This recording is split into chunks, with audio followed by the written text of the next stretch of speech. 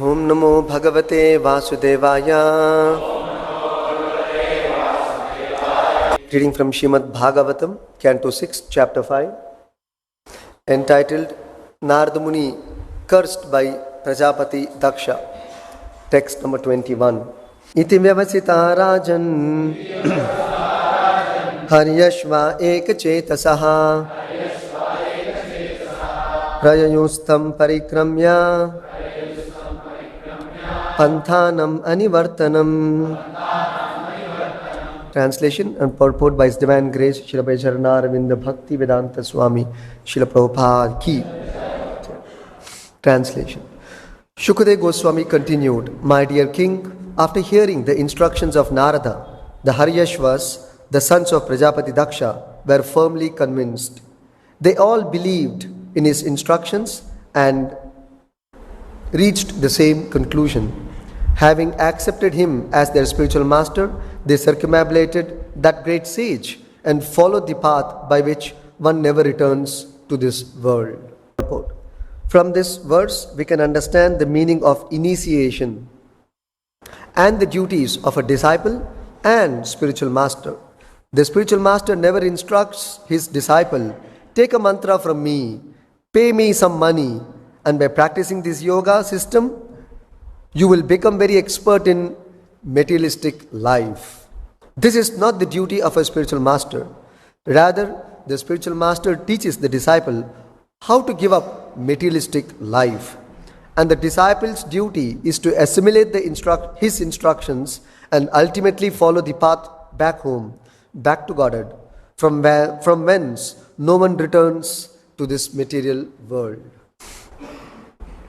After hearing the instructions of Narada Muni, the Haryashvas, the sons of Prajapati Daksha, decided not to be entangled in materialistic life by begetting hundreds of children and having to take care of them. This would have been unnecessarily entangling. The Haryashvas did not consider pious and impious activities. Their materialistic father had instructed them to increase the population, but because of the words of Narada Muni, they could not heed that instruction. Narada Muni, as their spiritual master, gave them the shastric instructions that they should give up this material world, and as bona fide disciples, they followed his instructions. One should not endeavor to wander to different planetary systems within this universe.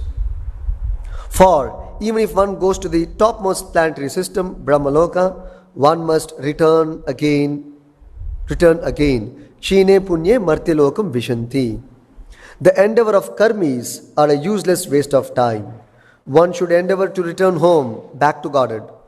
This is the perfection of life.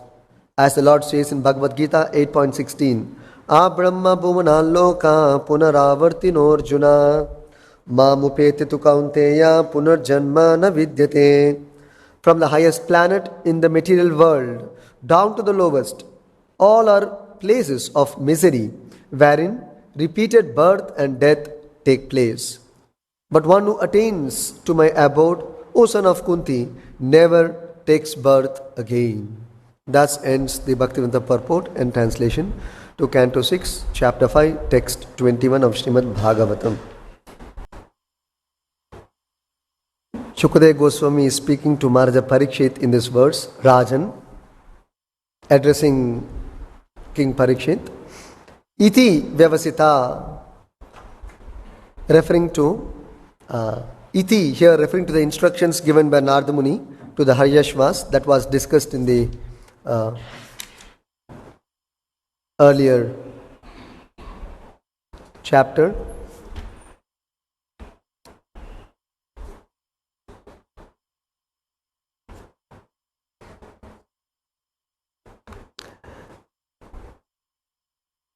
The Prachetas had come to undergo some penance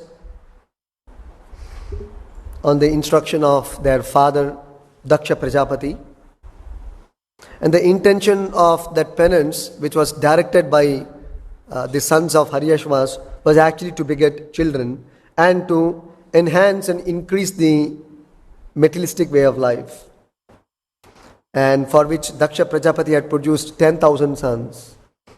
As the very word very aptly indicates, Daksha means expert, as was discussed yesterday also. And what is he expert in the materialistic way of life? And what is the proof of he being expert? Because you require a pramana for everything, right? I may talk 101 things, but then you require some solid proof. I may say I'm a rich man, I'm a PhD. If I'm a rich man, I should not be getting down from a bicycle. I should be getting down from a Lamborghini. So there's a symptom, there's a pramana, somebody is a rich man. So, how is Daksha expert? The proof is he has produced 10,000 sons at a go. So that is one of the solid proof. And the second go he had produced 1,000 sons called the Shavalasvas. That we will see later. So 11,000 sons just in 2 times. So these brothers, 10,000 sons, can you imagine? He had sent them for penance to expand the population in this universe and to expand the material way of life. So, at that time, seeing them doing very severe austerity and penance and doing them very sincerely, Narad Muni's heart melted. And voluntarily Narad Muni came there without being called for to bless these sons of Daksha Prajapati. And what is Narad Muni's blessing? The father's blessing, Daksha Prajapati's blessing is to become entangled in material life. And a spiritual master like Narad Muni, his blessing is to disentangle one from material life. So accordingly, Narad Muni instructed him about the science of devotional service, about the art of performing devotional service to Lord Krishna. And looks like the Haryashvas, they took Narad Muni's words very seriously and to their heart. So, when Narad Muni completed his instructions, and that's what is the context being set here in this verse, iti, after hearing Vyavasita, after hearing the instructions of Narad Muni, and Vyavasita means being fixed up. Just take Krishna uses the word in the Bhagavad Gita, Vyavasayatmika buddhihi ekeha kurunandhana. So means one who is resolute in his intelligence, one who is fixed up, firmly fixed up on the words of Krishna or on the words of the spiritual master. He is called Vyavasayatmika disciple. So Vyavasayatmika disciple means one who is firmly fixed up. Who will be firmly fixed up? Who is not convinced on the words of the spiritual master? Therefore Prabhupada translates here in the word meaning as Vyavasita as being fully convinced. See, Prabhupada uses a different meaning here. See how deep Sanskrit is, and how Prabhupada is very carefully choosing these words. There he says, now one who is firmly fixed up on the words of Krishna. And here Prabhupada is writing, translating in the word meaning, Vyavasita means one who is fully convinced. Because you can't fix your mind on Krishna or on the process of Bhakti Yoga or on the principles of Bhakti Yoga if you're not convinced. So therefore one has to get convinced on the principles of Krishna consciousness. One has to be convinced about Krishna, one has to be convinced about spiritual life, one has to be convinced about the existence of the soul. Fundamentally begins from point 1, that you'll be convinced about spirit, soul and spiritual existence. Then you have to be convinced about spiritual life. Why? Because you are a spirit, soul, therefore you need spiritual life. So the subject develops to the necessity of spiritual life. Then when it comes to the point of spiritual life, you need the Lord to serve Him, to disentangle yourself from materialistic way of life. Therefore, Bhagavan, Bhakti and Bhakta, all three come into picture to disentangle oneself from this material life. So Vyavasita, being fully convinced, after hearing the instructions of Narada Muni, the Haryashvas, Vyavasita, became fully convinced. Haryashva, Iti Vyavasita Rajan Haryashva, they became convinced. Ekachetasaha, all the 10,000 sons, wholesale conversion. Wholesale.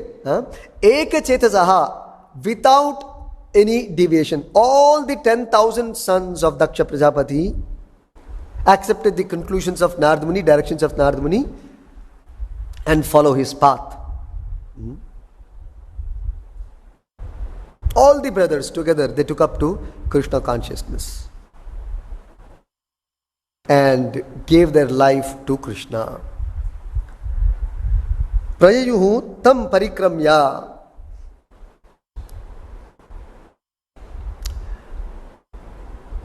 So, Eke Chetasa, they all came to the same conclusion. Then, what did they do? Tam parikramya. They circumambulated their spiritual master, Shriman Narada Muni. Accepting him as their spiritual master, they circumambulated him. And Prayayuhu Panthana. They followed the path of Narada Muni. Panthana. And Prayayuhu Anivartanam. They left the path of material life and took up to spiritual life, or the path leading to spiritual life or Krishna consciousness. Anivartanam, by which, what is the result of taking to Krishna consciousness? Anivartanam. One goes back to the kingdom of God, Krishna Loka, and no more return to this material world. Panthanam Anivartanam.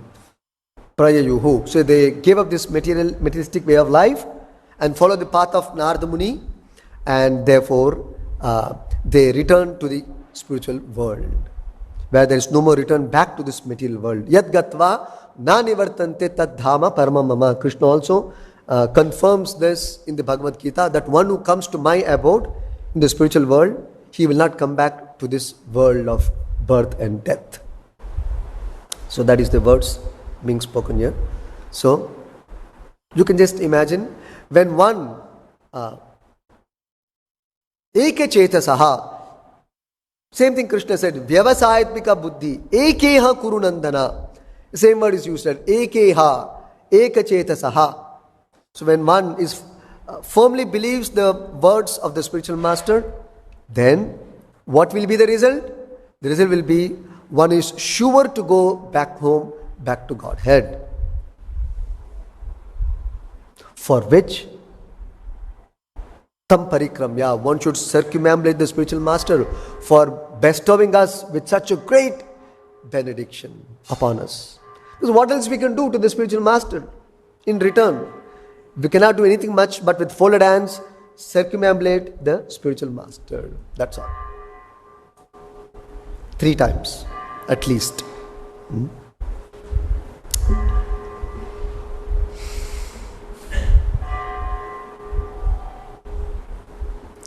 So the words of the spiritual master has the potency to awaken the soul from material slumber or the state of ignorance. Ignorance is our forgetfulness of our relationship with Krishna.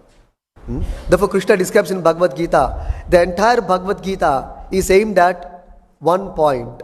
In the 4th chapter, text number 3, Krishna says, it's very famous words, Sa evaya maya tedya yoga prokta puratanaha. So what is this Bhagavad Gita? In one line, if you want to know, in one line, entire Bhagavad Gita in one line. 4th chapter, text number 3, Krishna describes in one line the entire Bhagavad Gita. What is this? This Bhagavad Gita is nothing but the exposition of the science of the relationship of the Jiva and the Supreme Lord. That's all. It is describing the science of the relationship of the soul to the Supreme Lord. So presently we have forgotten that relationship with the loving, wonderful relationship with the Supreme Lord, and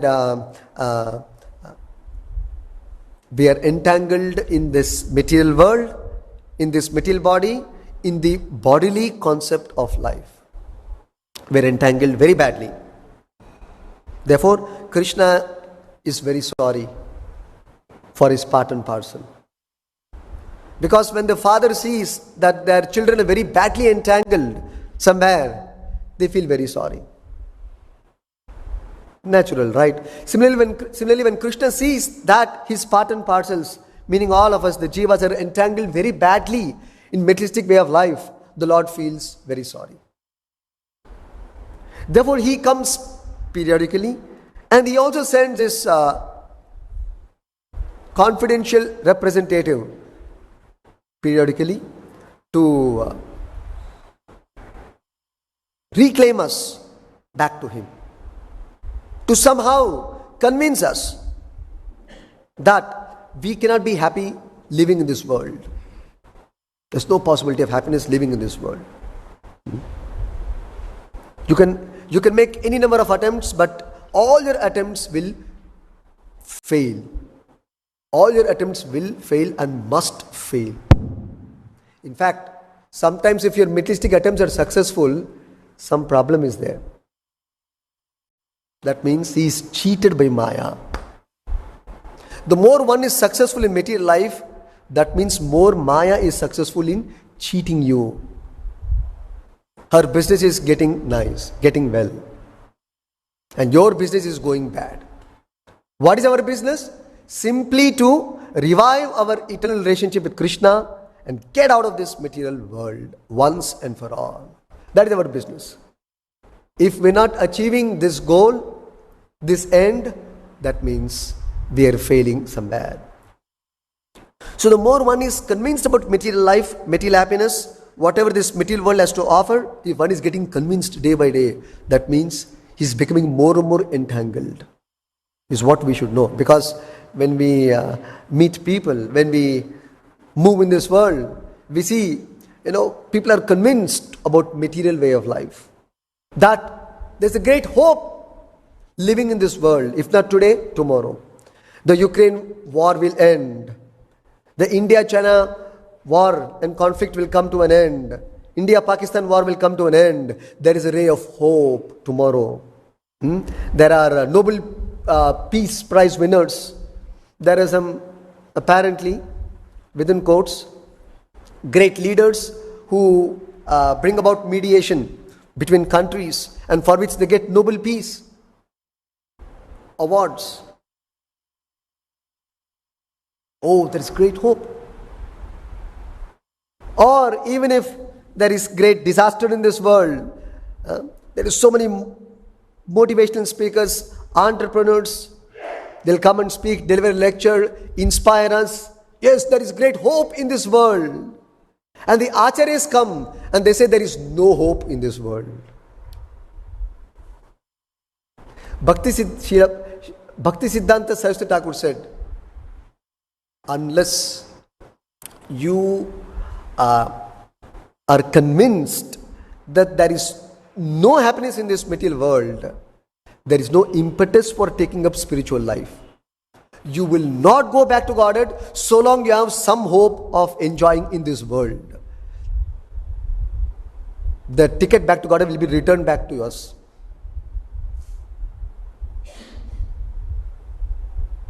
So, one has to be thoroughly convinced that there is no enjoyment possible in this world. It is not a pessimistic view, it is rather a realistic view, not a pessimistic view. It's a realistic view. But the realistic view is that this world is simply pessimistic. But there is optimism in the spiritual life as promised by the Acharyas and the Lord. There is optimism by taking to Krishna consciousness. So this material world is not a fit place for a gentleman. These are the exact words used by Srila Bhaktivedanta Saraswati. This material world is not a fit place for a gentleman. So you cannot expect happiness in this world.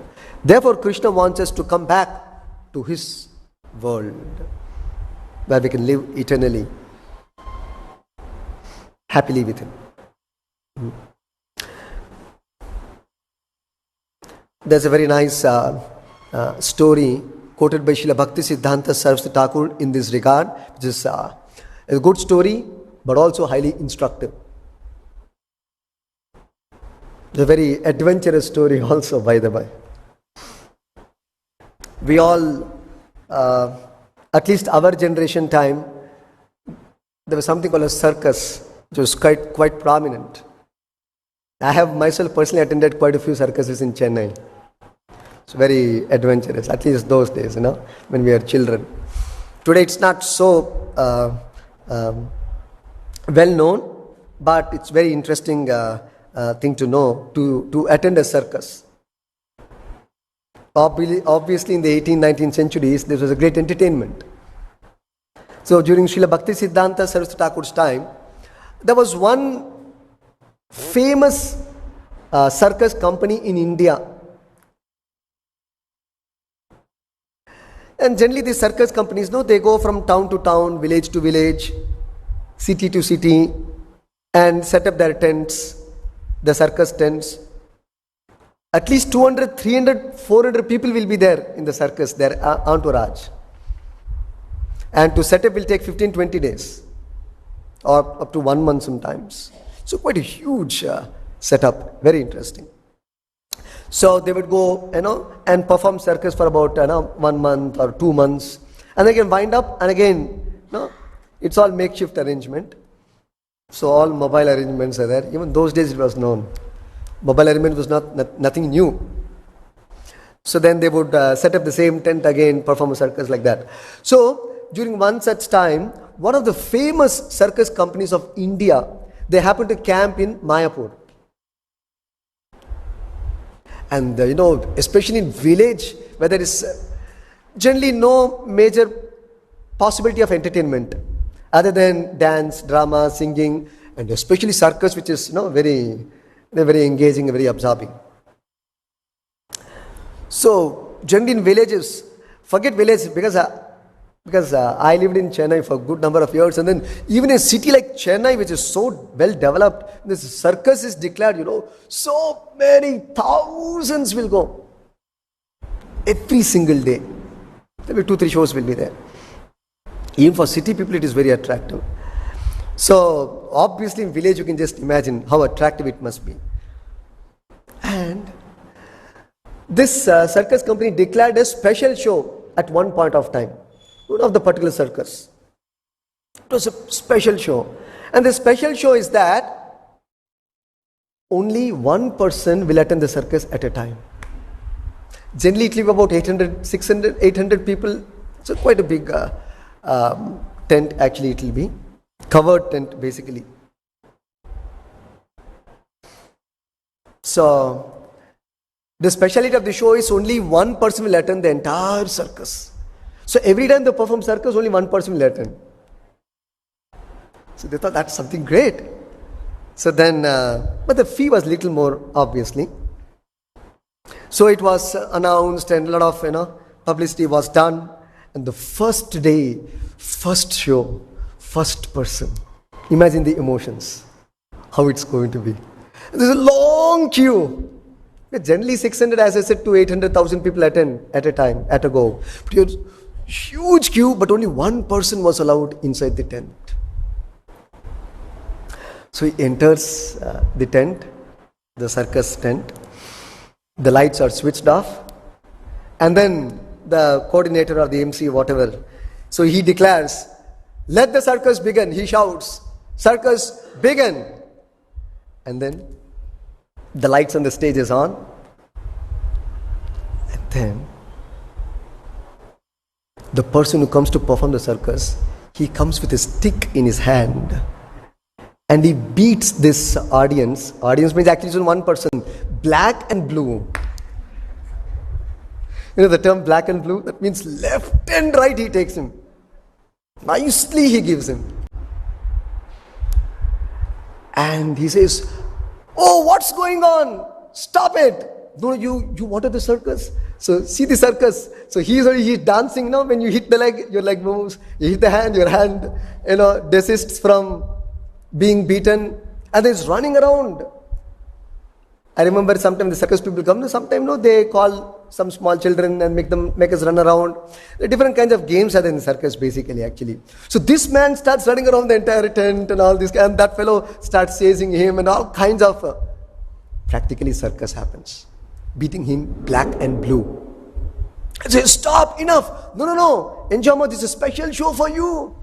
How can we end this circus in 5 minutes time? We have 45 minutes time. Don't worry. We're there for you. They keep on beating and beating and beating. Person is thoroughly exhausted. And then the MC declares, okay, circus show is over. Oh my God, it's a great sigh of relief. And then he comes out. The next man is waiting. It's a long queue, right? And psychology dictates what? This eagerness. So, he had an exclusive show. How was it? The second man, he's the next in the line, right? So, how was it? Wow. Because he cannot embarrass himself by saying, I've been beaten black and blue. It's his prestige issue, right? So he will never declare what happened to him. He'll say, great. I think you must have it. You must experience it. Really? His emotions went more high. Oh my God. So the second man enters inside. This man departs. And then the circus again begins. And then now the circus goes to level 2. Because, he said that I got a very good feedback from the first audience. Hats off to so-and-so. I don't want to name the company. So hats off to so-and-so company. So I'm extremely eager.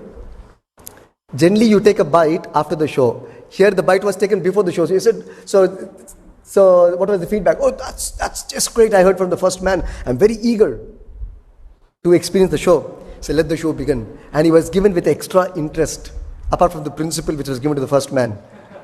So he was also taken black and blue, beaten left and right.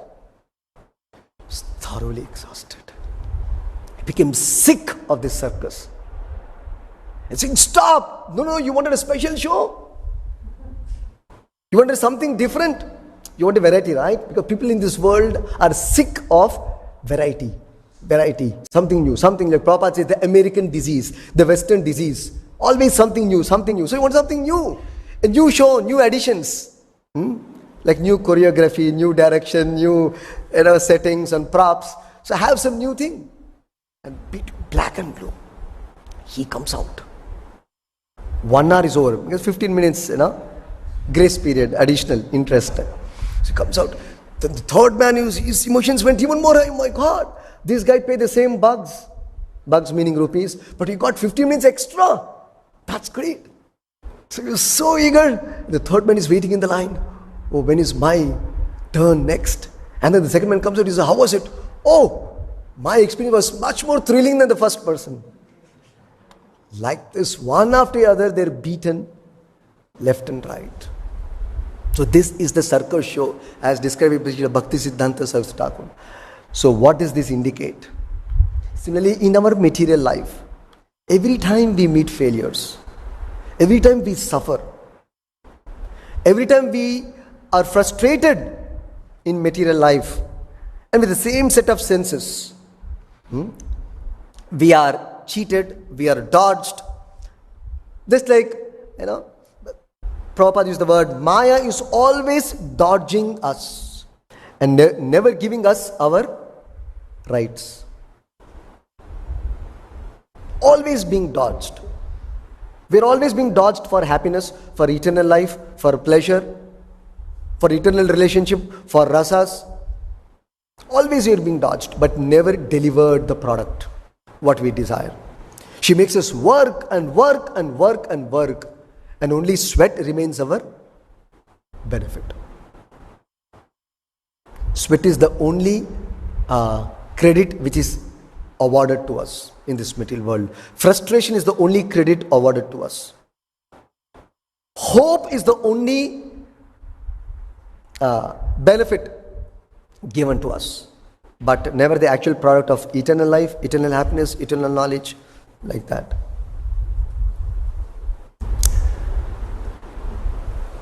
As Bhaktivedanta Thakur very nicely has sung, it's a very nice famous song. We all should read this. There's no much time, so I will just indicate the reference. You can go through that.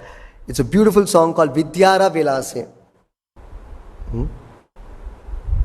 So Katainu Kala Parama Sahase Ami. So Bhaktivinoda Thakur says that with great enthusiasm I spent my time in the pleasures of mundane learning and never worship your lotus feet. Tomara charana na bhajenu kabhu. Never I worship lotus feet. Ekhona sharana to me. But now, ekhona sharana. See, here also ekhona. Ekachetasaha. Ekhona sharana to me. You are my only exclusive shelter, my Lord. He says, Jada vidya jata mayara vaibhava tomara bhajana bhada. This materialistic way of life, materialistic education, which is promoting materialistic way of life. Tomara bhajana bhada. Bhajana bhada. That means it is simply disturbance to devotional service. It is simply disturbance to the Lord's service. Moha janamiya anitya samsare jiva ke koraye gadha. In fact, this mundane knowledge verily makes an ass of the eternal soul by encouraging his infatuation with this material world. See? So more and more we are infatuated, we are convinced of the material way of life. Actually we are being fooled more and more. Just like a fish bait. We are trapped in this material world. So, somebody may ask, why so much suffering, so much beating, so much of, bad experiences in this world, when the Lord is very kind? We say He is Deen Dayal. Hey Krishna Karuna Sindho. We use all these adjectives, glorifications in describing the Lord. If we say God, Krishna is Karuna Sindhu and is Deena Bandhu, then what is this bad experience and all this circus story in our life? So why is so much suffering? Yes, because Krishna is actually indicating there is suffering in this world, please get out. It is we out of our ignorance and foolishness continuing to live in this world and creating hope against hope. Having hope against hope. Actually, Krishna's intention is not to teach us like this. There are two ways of learning. Maya has two ways of teaching us in this world. Maya is like a teacher.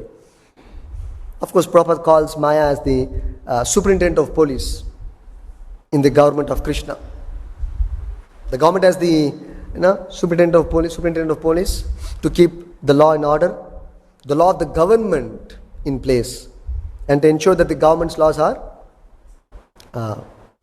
implemented and the citizens are following them for their own good.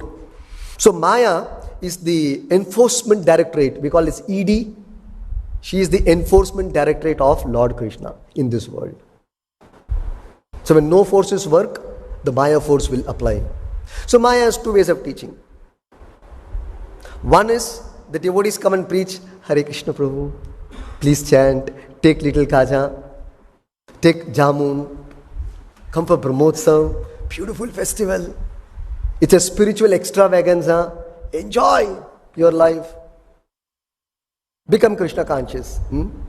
Chant, dance, take nice Krishna prasadam and dance your way back to Godhead. That is Lord Chaitanya's methodology. And this is one way. Devotees go preach nicely in a very sattvic way. Please chant Hare Krishna, please take nice prasadam, please come and dance in Kirtana of the Lord, like that. Hear some nice Krishna Katha like that. But if you neglect all these Hare Krishnas, what you people know, then Maya is another way, by beating. So I'll close with this interesting story quoted by Prabhupada. Once there was a couple, father and mother, and they had 9 daughters. So quite a difficult task. So 9 daughters. Somehow with great difficulty got all the daughters married. And generally the Indian custom, in the first year at least after the marriage, nothing with the brahmacharis, but anyway. So in the first year of the marriage, generally all the functions and festivals in the father's house, the daughter is called back. their daughter is invited basically with the son-in-law. For the first year at least. Of course, the parents can still call later also. Orders will be quite high. So, but at least the first year they follow the system. Every festival they will call. So after the marriage, the first function in the house, they call all the daughters and all the son-in-laws. Imagine 9 son-in-laws, 9 daughters. And these parents have become quite old. By the time they got them married, all the daughters, they're quite old. But they invited them, gave a nice stay, and nice prasadam, nice arrangements. The first day was quite grand. 20 items. 5 sweets, 5 savories, and 3 special rice, paneer palav, and all these things, okay? And aloo paratha, and this, that, palak paneer, etc., etc. Now, nice feast. It's a great experience. They were very happy. So parents are happy, all the daughters and in-laws especially were very happy. Second day began and continued, and then went on nice. Third day also had a nice feast. Fourth day began. Looks like there is no sign of anyone leaving the place. Very cool. Oh, nice prasad and a nice hospitality. They were very happy. So they didn't have any minds to leave the house. Then the husband and wife discussed night in their room. Looks like they're all well settled here, and looks like there's no signs of going. They have no courtesy that we are old people, couple cooking for these young daughter and son-in-law, doing nothing. Simply vagabond roaming around and coming for food at the right time for breakfast, lunch, dinner, like that. So then they cut off one item, one sweet. The fourth day, the first son-in-law got a signal. So he discussed with his wife in his room. Looks like better we move, otherwise we will lose our respect. Already one item is cut off. So then they discuss and they say, so thank you very much, and then they left the place. But the other 8, they're very comfortable. No problem. Whether one item cut off, no problem. 19 items are there. So they continued. So day by day, they started cutting off 2 items, 3 items, 4 items, 2 sweets cut off, 2 fry cut off. No more Rajbhog. Only breakfast, lunch and dinner. There's no Rajbhog. So like that, one by one, the son-in-law started discussing with their respective wives, and then one by one they started leaving. Finally it came to the point, one son-in-law continued to remain. No problem. All the sweets finished. All the savories finished. Only rice, dal. No sabji also.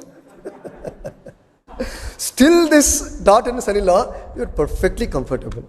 So no problem, we will still continue. Then they thought, what to do with these guys?